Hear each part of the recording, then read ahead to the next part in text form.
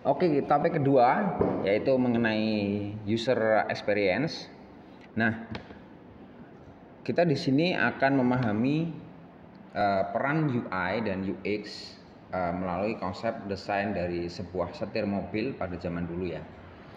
Nah, kita tahu nggak sih sebenarnya mobil yang pertama keluar yang ada di dunia itu tidak memiliki bentuk setir yang bulat. Gitu. Jadi zaman dulu itu bentuknya nggak bulat, teman-teman.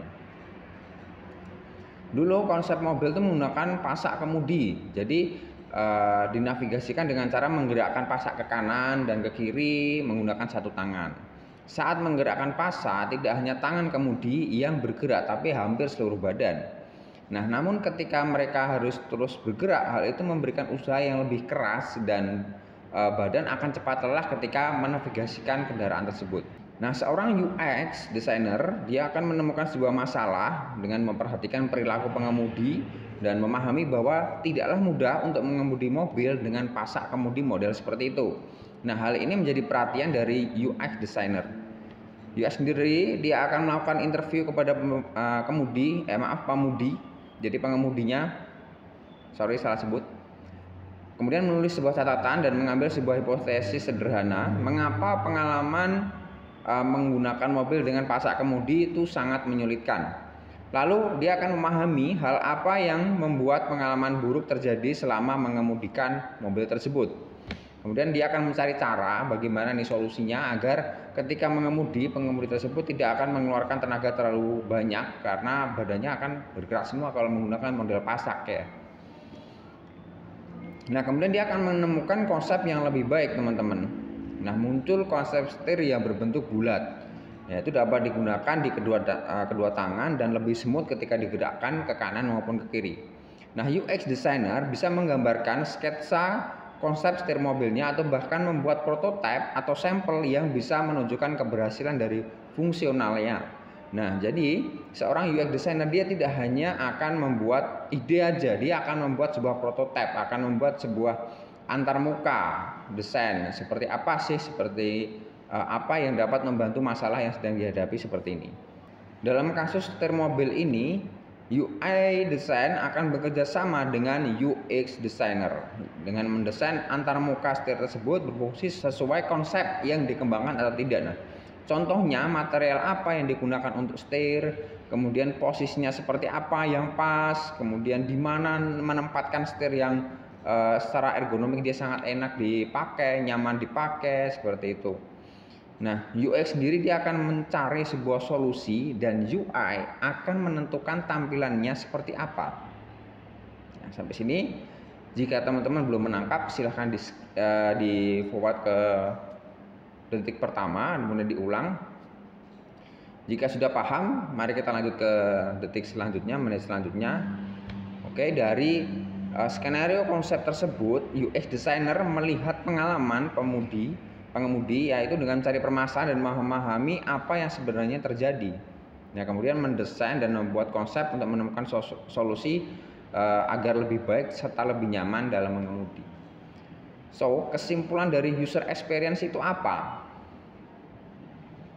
Nah, ini menurut Interaction Design Foundation ya. Jadi user experience itu dia cukup ilmu yang sudah lama ada dan sudah ada grup secara internasional yaitu namanya Interaction Design Foundation. Teman-teman bisa cek websitenya di sini. Nah, itu UX design itu adalah proses yang digunakan untuk menciptakan produk yang memberikan pengalaman bermakna dan relevan bagi pengguna. Nah, hal ini dilakukan dengan melibatkan seluruh proses dan memperoleh serta mengintegrasikan sebuah produk, termasuk dari aspek branding, aspek desain, kemudian kegunaan fungsional itu tersebut, dan rapi. 4 aspek ini harus ada. Nah, perhatian utama dari UX designer itu cenderung lebih banyak mengatasi dari sisi analitis, berbeda dengan UI designer. UI designer condong ke antarmuka desainnya, estetikanya. Kalau UX design cenderung lebih banyak mengasah dari sisi analitisnya. Dari sini sudah bisa membedakan ya. Nah, analitis apa yang biasanya harus diasah seorang UX designer yang harus dialami? Dan yang sering dialami yaitu yang pertama, siapa yang akan menggunakan produk ini. Kedua, seperti apa kesuksesan produk bagi user. Ketiga, tujuan apa yang seharusnya bisa dicapai oleh user. Keempat, riset seperti apakah yang harus dilakukan, apa hasil risetnya, dan bagaimana kita menggunakan hasil riset tersebut. Kemudian, pain point apa yang user rasakan. Yang keenam terakhir adalah apa cara lain yang sedang mereka lakukan untuk memecahkan masalah tersebut. Tuh, untuk user experience. Cut, selesai. Kemudian ruang lingkup.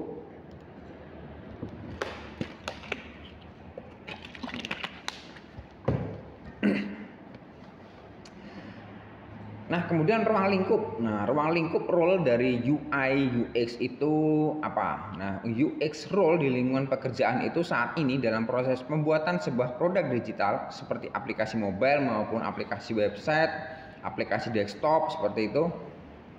Ada beberapa job title atau sebutan posisi yang mendukung pengembangan strategi peningkatan pengalaman pengguna atau user experience di lingkaran tim desain produk. Jadi ada beberapa posisi ya di UX tim itu, ada beberapa posisi, ada 4, yaitu yang pertama adalah UX designer, yang kedua ada UI designer, ketiga ada UX research, keempat ada UI atau UX research. Nah, ini yang double job ya.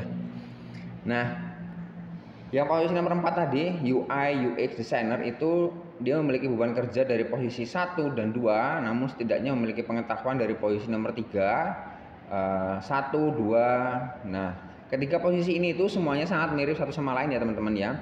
Yang pertama adalah tadi UX designer. Apa sih kerjaan UX designer? UX designer memiliki beberapa job sendiri, yaitu melakukan penelitian dengan pengguna. Jadi dia akan melakukan penelitian dengan pengguna, kemudian membuat strategi desain, kemudian melakukan testing dan membuat prototipe produk bersama UI designer, kemudian mengkomunikasikan proses pengembangan produk serta hasil tesnya. Nah, jadi dia bisa membuat strategi produk dengan melakukan riset pengguna, namun sedikitnya dia bisa membuat prototipe ya. Jadi nggak cuma dia bisa mendesain saja, tapi dia juga harus bisa membuat suatu prototipe untuk nantinya ditampilkan ke user ketika melakukan validasi. Kemudian UI designer, yaitu membuat tampilan halaman sebuah produk atau mockup, serta dia harus bisa menguji halaman tersebut kepada user bersama UX designer. Nah, yang ketiga, UX research, itu lebih ahli di sisi penelitian tentang pengguna dan tentang produk. Tapi dia harus tahu juga bagaimana membuat prototipe seperti UX dan UI designer, itu dia harus paham. Kemudian UI UX designer, nah perannya ini dia mencakup beban kerja UI dan UX ya. Namun masih bisa dilakukan, yang artinya adalah dia secara garis besar menjadi jack of all trade. Jadi dia double job, menjadi ujung tombak ya. Biasanya UI UX designer itu dia selevel dengan supervisor. Jadi di atasnya UX designer, di atasnya UI design, di atasnya UX research, seperti itu. Karena dia harus memimpin 3 ini.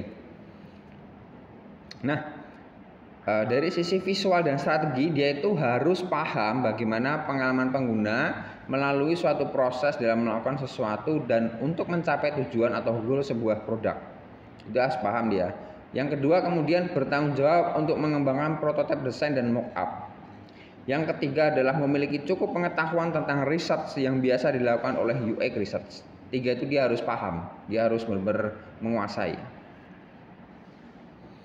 Nah, oke, belum lagi posisi UX itu harusnya setidaknya dia memiliki pemahaman aspek bisnis, itu wajib. UX itu wajib ya. Bisa dibilang peran UI UX designer ini merupakan yang tersulit untuk menjadi benar-benar ahli, karena apa? Meliputi banyak aspek. Nah, di sini saya berikan paparan diagram Venn untuk melihat sekilas pekerjaan apa aja yang dilakukan antara UI dan UX designer.